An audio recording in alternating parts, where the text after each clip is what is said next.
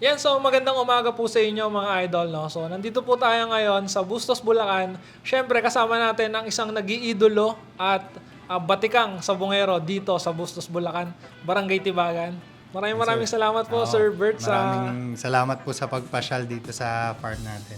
Magandang araw po. Ako po si Bert Silin ng 482 Game Farm. Welcome po kayo dito sa Bustos, Bulacan. Ayun, maraming salamat po, Sir Bert, no? So, nandito po tayo ngayon sa Farm 2, Bali, ito po yung parang pinaka-extension. pinaka-extension ng farm. Dito po tayo nagre-range, tapos may cord din po dito. So, ilang hectares po ba, sir, yung farm natin dito? Ito pong pangalawa, bali, ano po to, 4.7 hectares. 4.7. 4.7. Grabe, laki. Medyo magastos din, sir, pero kayang-kaya naman po. Oo. Sa awa ng Diyos naman po na itatawid. So, ano po ba yung mga linyada natin dito, Sir Bert, na nakalatag? Mostly ano po kami, Escolin lines. Sa tulong po ng magkapatid na Escolin, si Ninong Martin, Sir Marlon. Yung mga sweaters nila, 5K sweaters. Meron po kaming possum. Possum. Oo. Tapos yung kanilang Gilmore Hatch. Of course, yung Boston Roundhead. Tapos yung grays nila, yung whites, tapos yung mga domes. Yung mga pangmalakasan, sir, no? Oo. Tapos nag-add din tayo recently ng lemon. Nakakuha rin tayo kay Sir Marlon ng niya, yung lemons niya. Sa breeding, sir, ano po ba yung ma-advise nyo sa mga breeder na gustong pasukin tong larangan ng pagmamanok? Siguro lagi rin kasi nating naririnig, no? Pero kasi dapat talaga natin siyang ulit-ulitin. Yung lagi din sinasabi, start right, di ba? So, luckily, yung resources ng makukuha natin, yung information, readily available. Ito, sa katulad yung mga nagsishare ng information sa social media. So, marami na tayong pinaka-source na so pwede nating salain mabuti. Unang-una, yung pagkukuha na natin ng materials natin, siguro maganda, talaga natin, no? Yung kakilala natin at alam natin na reputable breeder. Tapos, syempre, dapat handa yung natin, yung bulsa. Dahil talagang, sa totoo lang, magastos talaga magpalaki ng manok. Pag ang manok, tinipid natin, kitang-kita natin sa kanila eh. Nakikita yung pagpapalaki, so yun ang kapital natin. Marami na kasi pong talagang nagbe-breed. So as a commercial breeder, ang talagang puhunan natin dyan is yung health nung pinapalaki natin. So, ano po ba yung mga binibigay natin sa manok natin, sir, para maging healthy? Siyempre, pinaka-importante yung feeds natin. Tayo dito sa 482, ever since, ang gamit natin, straight line ng BMEG feeds. So, from chick booster nila hanggang sa conditioning, puro BMEG feeds ang bigay natin. So, yun nga mga idol, no? From chick booster to cording. Cording From hanggang breeding, conditioning. Conditioning. Oo, Talagang BMEG, BMEG oo. pangmalakasan. Yes, oo. Kasi lagi ko ang sinasabi, no, yung pagpapalaki ng sisiw, paggamit mo yung BMEG na feeds, talagang parang na-maximize yung potential nila eh. Yung parang simula sisiw hanggang paglaki, parang pakiramdam mo na ibibigay mo lahat sa kanila eh pagka naka-BMEG. Makikita mo rin naman yung resulta, so paglaki nila, makikita mo din. So, ano po ba yung difference ng imported sa local breeding dito sa Pilipinas? Ang pagkakaalam ko, no, sa States kasi maraming mga purist. So, minsan, once in a while, maganda rin sigurong kumuha yung mga foundation lines siguro. Kami kasi naman, ang belief ko, yung existing lines dito sa Pilipinas, more than sufficient na eh. Para yung fighting style dito sa atin. So, ang daming magagaling na breeder dito sa atin. Actually, ang balita ko, yung ibang American breeders, kumukuha na rin dun sa mga ibang Filipino breeders eh.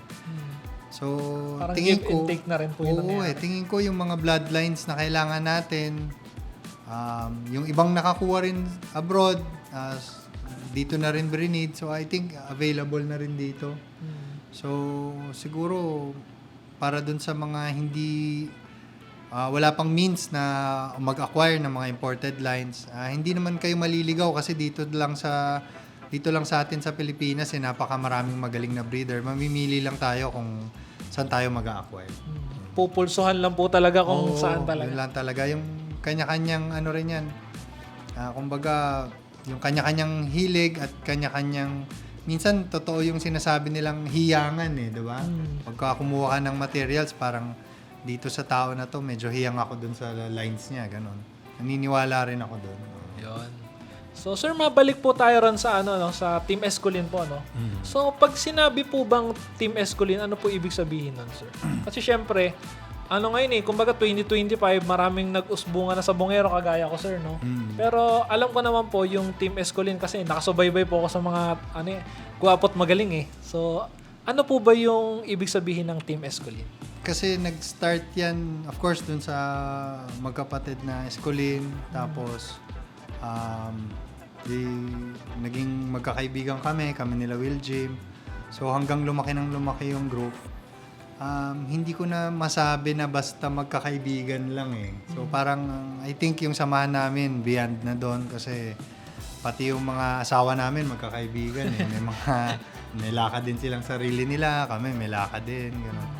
So parang ito more than friendship na yung pagsasama kasi pag yung tungkol sa manok lang, parang nagpapaikot-ikot na lang kami ng manok Pag merong may kailangan, pwedeng kumuha sa akin. Kami naman, tinutulungan continuously ng magkapatid na Escolin, and then sila Will Jim. Yan, talagang pwedeng umikot yung...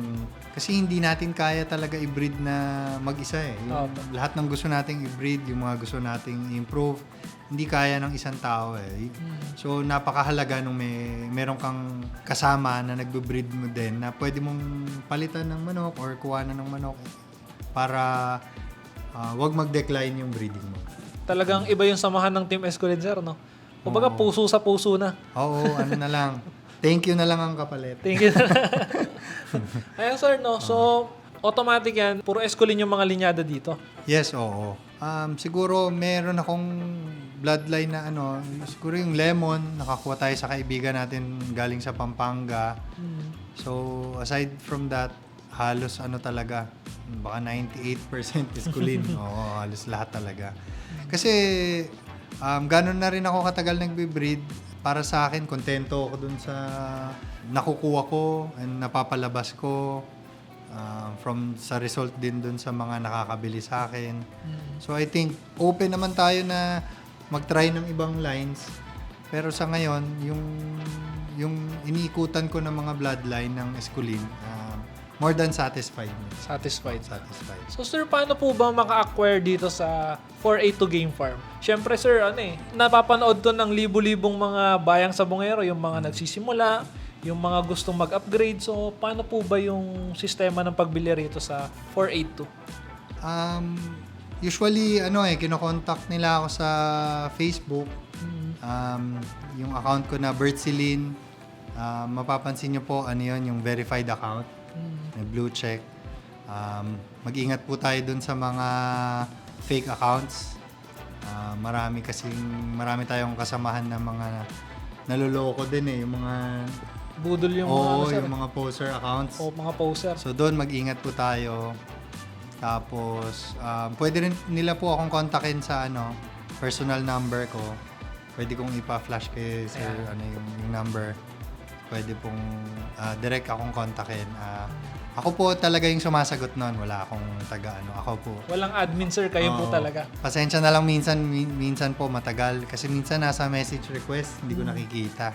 Pero hanggat kaya po, sasagutin ko po lahat. Yan. Tsaka pwede sir makapag-video call, no? Kasi iba gumagamit ng account. Video call para ma-verified talaga. Actually marami nga pong gumagawa noon kasi yung mga iba nadala na rin po dahil nga yung maraming poser accounts, maraming mga scammers. So, open po tayo sa ganun. Basta, Okay sir, yung iba kasi hard-earned money talaga, di ba? Tapos, kawawa naman yung nai-scam nung Lalo na yung mga nasa malayo, yung mga nagtatrabaho, yung mga kaibigan natin ng mga OFW. Malalayo, tas maluloko sila, wala silang way para habulin.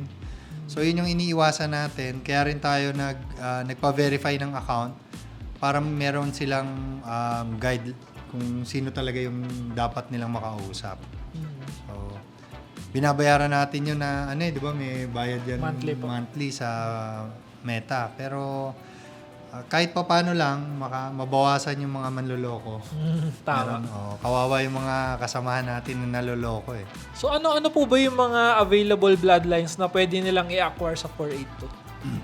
Nandun po yung yung mga 5K sweaters natin, yung mga sweaters. Possum, Boston Roundhead, Gilmore Hatch, meron tayong Harold Brown Gray, Lemon, meron tayong Dome, tsaka mga Zanino White. Yun. Mga pangmalakasang white, sir, no? Oo. Ano po yung mga marerekomenda nyo na madali siyang i-breed, paramihin, eventually, maganda yung resulta kahit saan mo siya ipares? Siguro ang pinaka-recommend ko, yung kumbaga yung pinaka-bread and butter ng Escolin Brothers, yung Sweater Boston na cross. Sweater Boston. Oo. Kasi sila para bang instant pagka-breed mo, paglabas, ka agad kumbaga yun nga yung sabi nila, gwapo at magaling ka agad. Oo. Isang timpla pa lang, parang gano'n. Complete package siya. Oo, tas maganda rin siya pang blend sa ibang bloodline. Pag kunyari may bloodline kaming ipapasok, gusto namin i-testing, usually sa Sweater Boston din namin kinocross Parang yun na rin yung ginagamit namin gauge So, Sweater Boston talaga. Sweater Boston talaga, yun talaga yung parang pinaka bread and butter ng Team Escolin. Ayun. So, para sa inyo lang, sir, ano po ba yung mga magagandang sa diskarte, mag-breeding, laban? Kasi parang ang social media, sir, parang nahahati na sa di ba? Laban o benta. Para sa akin, siguro pagka nagbe-breed ka, in a way, maganda rin na nakikita mo yung binibreed mo. Lalo na kung nagko-commercial ka ng manok mo, nagbebenta ka, maganda rin na natetest mo yung breeding mo. Ibig sabihin, sir, combination siya ng laban tsaka benta. Oo, siguro yun yung pinakamaganda. Not necessarily na lumaban ka dun sa mga malalaking pot money at hindi naman yun kailangan Sa dami ng sabungan ngayon, magaganda premyo, marami namang no pot. Magandang na rin yun kasi ang naglalaban ngayon, sa totoo lang hindi na ako naniniwala na farm ito backyard, farm ang lamang, hindi na Hindi na ako naniniwala doon kasi yung mga tinatawag nilang backyard, mas alaga, mas tutok Minsan ang alaga lang yan 30 to 50. Pero yung 30 to 50 na yun, araw-araw inihimas, di ba? Tama po. Oo. So, ako parang hindi na ako naniniwala dun sa ganun Wala akong makakalaban na parang feeling ko, alam ako dito. Hindi ako nag-iisip ng ganun. Laging yan Kumbaga, ang kasabihan nga, di ba? Yung kalaban mo may tari rin, di ba? So, tingin ko, basta as long as nagko-compete ka kahit papano, hindi naman kinakailangan na sa pinakamalalaking laban, natetest mo yung manok mo, magandang na yun, basihan na yung binibreed mo ay tested. Yun lang naman yung opinion ko tungkol doon. Ayun. So, wala nang sir, walang discrimination na backyard yan, kayang-kaya kong talunin yan. Parang kumbaga kasi sa panahon ngayon, sir, pantay-pantay na Kayang-kaya na sumabay ng backyard sa mga farm owner. Oo, kaya pagka yung sinabi nila na ito, hindi to breeder kasi kung magpalabas to below 100 ganun. Hindi ako naniniwala sa ganun. Para sa akin, kahit ang palabas mo 20 o 30 lang, breeder ka. Kasi yung passion mo sa pag-aalaga, yung pagpapalaki, yung pagod mo, syempre yung, 'di ba? Hindi naman kasi pare-parehas yung means ng tao Hindi porket konti ang palabas mo, hindi ka na breeder. Hindi ganoon. Hindi rin kasi pare-parehas ang opportunity na dumadating sa bawat tao 'di ba? So, para sa akin, kahit 20 yan, kahit 30 yan, breeder, nagbe-breed ka, naglalabang ka, o kung binebenta mo yan, o kung ano man ang ginagawa mo doon sa breeding mo, para sa akin, breeder yun. Kumbaga, mapakonte, maparami, basta nagbe-breed ka, automatic breeder na, sir. No? Para sa akin, basta importante lang kasi, kung sakali man yung nagbebenta ka, yung binebenta mo, totoo. Authentic. Oo, yung linya mo na sinasabi mong ganito, totoo. So, yung mundo kasi ng sabong maliit lang Oo, so parang hindi ka pwedeng magpasira. Unang-una, hindi porket ito na yung pera, kaharap mo na may bibili, sasabihin mo, oo, ito pure to kahit hindi pure. Yun. So, as long as yung ginagawa mo, tama, regardless kung marami ang palabas mo o konti, nagbe-breed ka, ini-enjoy mo yung... Kasi totoo naman itong pagmamanok, passion to ng Pilipino. Ito talagang hilig natin. So, ini-enjoy mo yan. Nagbe-breed ka, naglalabang ka. So, para sa akin, breeder yun. Kasi tama kayo sir, no? Ang tao hindi naman pare-parehas ng estado ng buhay. May mayaman, may mahirap, yung iba sakto lang. So, hindi talaga pwedeng sumabay kung hindi mo kaya sir, no? Lalo sa mga malalaking pot, priority talaga family, no? Oo, hindi natin pwede sabihin na, ito, hindi to breeder kasi hindi to lumalaban dun sa ganitong laban. Kasi, paano kung nagbebenta siya ng manok para makasurvive yung family niya. So, para sa akin, kung ano man ang dahilan, nagbe-breed ka ng manok, kung hindi mo na siya na ilalaban sa malalaking laban dahil wala kang means, pero nagbe-breed ka, ini-enjoy mo yung ginagawa mo, para sa akin, breeder ka. Yun. Napakasarap naman sa feeling nung ganun. Kasi ako mga idol, no? Personally, ang breed ko talaga mga less than 100 lang. So, hindi naman din ako ganun kaya ka-budget. So, pinapaikot ko lang sir talaga yung yung pondo. Pag nakabenta, pambili ng feeds, pampasahod sa tao. Parang ganun lang. Ako, sir, hindi ko talaga kaya sumali sa mga 55 pot, mga ganun. Medyo masakit-sakit na sir. Actually, ako naman, nagsimula naman ako, ganun din ang breeding ko, konti lang eh. Diba? So, ngayon, unti-unti, napapalaki. Pero, hindi ako nagsimula na malaki kaagad eh. Kaya, para sa akin, walang masama na magsimula ka ng konti. Basta tuloy-tuloy kang pinapangarap mo na eventually, gusto ko, ganito yung farm ko, ganito yung ko. May pangarap, sir. Oo, Basta may tsaka, pangarap. ang importante naman dito sa ginagawa natin, masaya tayo sa ginagawa natin. Yun, number one. Number one yun, no? Kahit ba 50 yung cord mo o 500 yung cord mo, basta masaya ka doon sa ginagawa mo, yun ang importante. Maikli ang buhay, kailangan tayo. Kailangan nakangiti lang. Oo, kailangan enjoy tayo. Marami tayong kaibigan, di ba? Yun ang nagpapasarap. The more na tumatagal, the more na sumasarap. Parang alakin sir. Oo, ganun talaga. Padami ng padami yung kaibigan natin. Ngayon, sa pagmamanok, isa yan sa mga kinakatuwa ko. Kasi dumami yung kaibigan ko. Oo.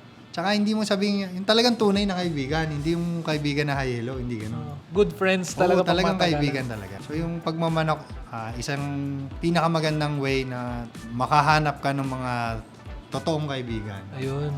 Basta mga letter B, mga mababait yan eh. Oo. B, bait. Tsaka stick to one. Ayun, mga loyal. Oo.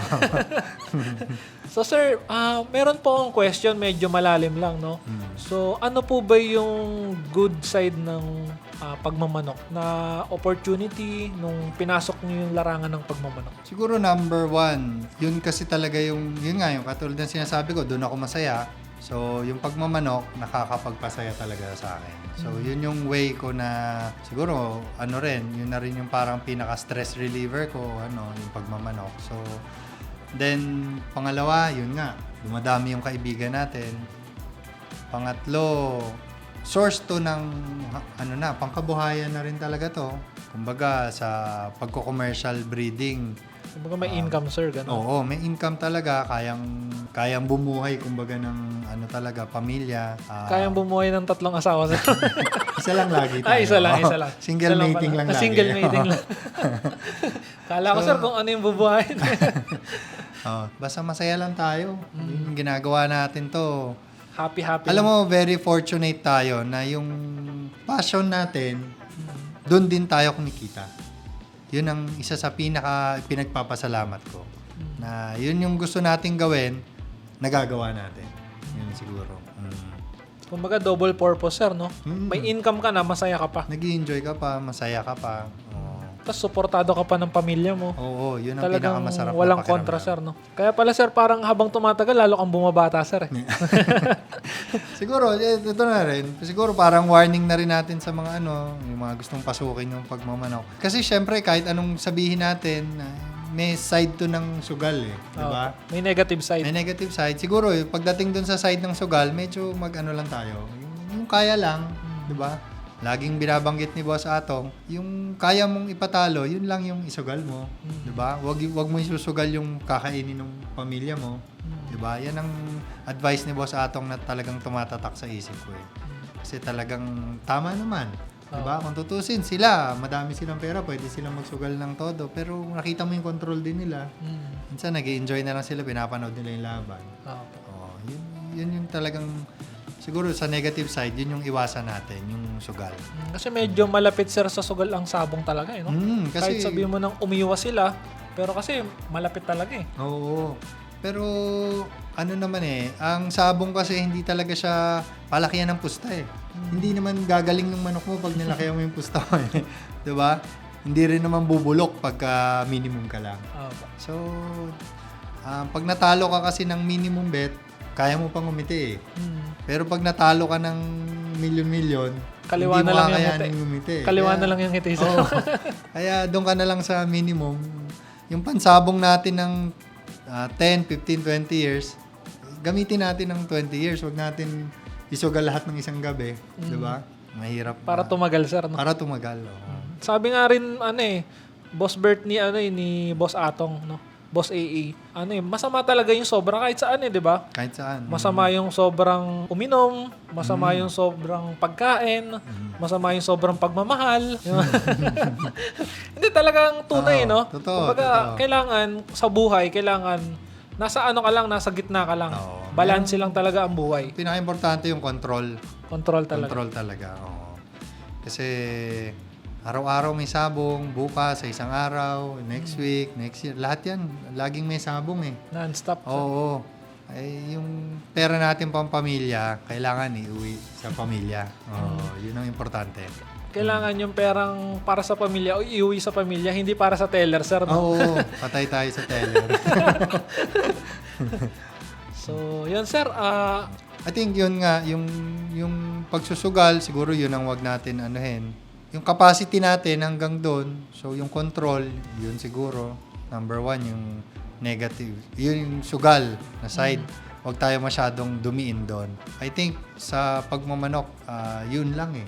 Yun lang. Basta may control ka doon, kahit na konti alaga mo o marami alaga mo, basta may control ka sa sabong, I think okay eh. Magiging okay yung ano mo. Yung buhay Oo, pagmamanok. lalo na kung nagko-commercial ka, so yung pinanggagastos mo sa manok eh galing din sa manok. So, yun lang, yun talaga yung sugal lang na part. Medyo mag-control lang tayo. Hindi naman natin maaalis. Lahat naman tayo pumupusta dun sa manok natin, di ba? Siyempre. Pero yung kaya lang natin para hindi tayo masyadong masaktan. Ano bang klase, sir, yung madiin? Gano'ng kalaki yun? Tsaka yung minimum bet, pag sinabi. Ako honestly, kilala naman ako ng mga, lalo na yung mga nakakasama ko sa Pag ako kasi pumusta, 5,000, 10,000, gano'n. At sarili kong manok, hanggang dun na lang ako. So, maximum 10. Maximum 10 pag yung na yun, medyo napasubo, pinapapago tayo konti, gano'n. Oo. Pero beyond that, wala na. Hindi na yun. Parang hindi na wise na pustahan pa ng mas mataas. Para sa akin as a breeder. Manalo lang minsan kahit wala kang pusta, masaya di ba? Yun lang naman ang natin. Yun Siguro, yung goal. kaya tayo pupusta, syempre, meron tayong mga binabayaran na obligasyon sa tao natin, sa mananare, gano'n. Pero beyond that, hindi na tayo maghangad na manalo ng dahil sa sugal or sa hindi na. Okay na yun. Okay na. Kota na, sir, no? Kota na. Kota na yung saya na nakikita mo na nakakapagpalaki. Kota na yung nakikita mo na nagpapanalo na yung mga manok, sir. Tsaka sa akin kasi, katulad niyan, magbebenta muna ako ng magbebenta. Tapos yung matitira, yun ngayon yung mailalaban ko. So, hindi na rin para pustahan natin ng So, I think siguro yung control ko rin talaga medyo sa sugal. Very lang ako. Control lang talaga, sir. Walang pamusta eh. Humble talaga si sir. Ako rin, sir, talagang control lang rin ako. Yung mga ganun-ganun lang. 11, minimum 5, 11. Oo, tama lang yun. Siguro, i-enjoy lang natin. parang nakikita ko yung sarili ko kay Sir Bert kasi unang-una, stick to 1. Yan. Natatawa si Jory. Pangalawa, minimum bet lang tapos talagang spend wisely, sir, no? Ako, pagka yung itong season na to maganda, kumita, i-invest ko pabalik sa manukan eh. May isipin ako improve facilities o Yun ang ko talaga eh. So, ibabalik ko ulit sa manok. Basta yung mga kailangan ng manok para makapagpalaki ako ng maayos, doon medyo gagastusan ko talaga. Yes sir, so medyo lumalalim na po yung usapan natin, no? At papasalamat din po ako kay Sir Bert Silin dahil sumasali po sila ng event natin ng Bakal sa Bakal, no? Sir, maraming salamat po. Sobrang supportive talaga ni Sir Bert. So, napakaganda kasi talaga nung palaban nyo, sir. At doon nga natin na parang nakikita ko na parang yung mga malalaking farm, maliliit na farm, tapos magkakasama. Tapos ang ganda ng papremyo nyo. Bigay lahat. Talagang support tayo dyan. yun, maraming salamat. Sana sumali ulit si Sir Bert Silin, no? Oo, kasali kami doon sa May, no? Opo, May 16 kasama po. kami. Maraming salamat po, no? So baka may gusto po kayong pasalamatan, i-shoutout o i-promote. Oo. Siguro, number 1, yung Escolin Brothers. Sir Marlon, Sir Martin Escolin. Yan ang talagang tumulong sa atin from day 1, no? Lahat ng kagrupo ko sa Team Escolin, sila Will Jim, yan. Lahat na, hindi ko na babanggitin kasi hahaba tayo. Tapos, of course, BMEG. BMEG, kasama natin yan since day 1 din. Wala pa tayong isang achievement, kasama na natin yung BMEG. Kaya hanggang ngayon, tayo? BMEG. BMEG number 1, sir. Oo. So, sir, naman, sa GAP Bulacan naman, baka may gusto magpa-band o kung paano po ba yung mga gusto magsimula ng magpa-banding sa GAP Bulacan? Yung banding po ng WPC sa Bulacan area, ang may hawak po GAP Bulacan. President po ako, tsaka si Mau Asierto. Pwede nyo pong kontakin, meron po kaming Facebook page, GAP Bulacan.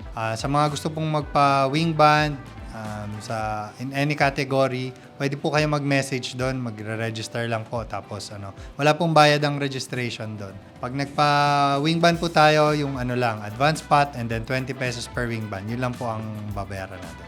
Yan, sir. Kasi yung parang na-survey kasi namin, sir, siguro mga 40% ang nadagdag sa population ng Sabong, no? May minimum po yung di ba, wing banding, sir? Actually, yun nga yung nakakatuwa kasi dito sa atin, sa Bulacan, kahit na minsan ang palabas lang 30 heads, pinapawing ba na nag-advance pot money? Oo. So, usually kasi 50 ang minimum, pero pag yung mga ganun na, nakikita mo very eager, gustong sumali. So, okay lang, kinakabitan namin yung ganun. Oo. So, kumbaga minimum of 30. Oo, tas para naman dun para makater din natin yung mga kasama natin na nagbe-breed ng konti lang, yung mga 20, yung gusto rin nilang mawingbanan, gusto rin nilang masubukan sa MBC yung kanilang mga palahi. Naglalagay po kami usually, kada category po naglalagay kami ng wing banding station sa Santa Monica Cockpit. So, antayin nyo lang yung mga announcements po sa GAP Bulacan page. Yan. Pwede nilang i-like, sir, and follow yung GAP Bulacan page para mas updated para yung sila. mga announcements natin nandun. Yan. So, sir, paano po ba ulit, syempre, paano po ba ulit natin makokontak ang 482 Game Farm? Pwede nyo akong tawagan. Ibibigay ko po kay Sir Billy yung contact number. And then yung Facebook page po, meron po tayong 482 Game Farm page. And then yung personal Facebook ko po, yung Bert Silin. Verified po yun, may blue check. Yun. Basta mga sabongero lang po, sir, ang pwedeng kumontak. Kung hindi po pwedeng sabongera, no? Pwede rin naman. Pwede rin naman. Basta manok lang ang pag-uusapan. Ayun. Manok-manok lang. Patay tayo dyan. So yun, sir, maraming salamat po, no? So baka may pahabol pa po tayong announcement or shout out. Siguro patuloy lang natin suportahan yung GAP, Game Fowl Affiliates of Pitmasters Philippines, yung mga palaban sa Santa Monica Cockpit, sa Manila Arena, at sa mga iba pang sabungan. Continue lang natin pong isupport. Mahalin natin tong industriya natin. So, yun sir, maraming salamat po. Thank you. Sana hindi lang po ito yung una at huli na punta natin dito sa 482 Game Farm. Always welcome kayo dito. Kayo nila Ninong Art. Always welcome. I've been wanting this shit forever. I've been in the field with whatever they throw at me. Brush it off, pick myself up, moving on to the better. Hey. Ain't no errors, baby, it's a new era. I wake up early, feeling rich like I'm Kesha. I get to the paper, boy. Extra. Fuck with me, you know that I got it. Come with me, let's take a trip to the islands. We up on the jet, we'll do more than just fly on it. Stand on that hill, you gon' die on it. Boom. Baby, I'm not one of them, you should try on it. Miss me with all that, I'm on to the next. Fuck this up, I send you back to your ex. But good luck with that, this is big as it gets.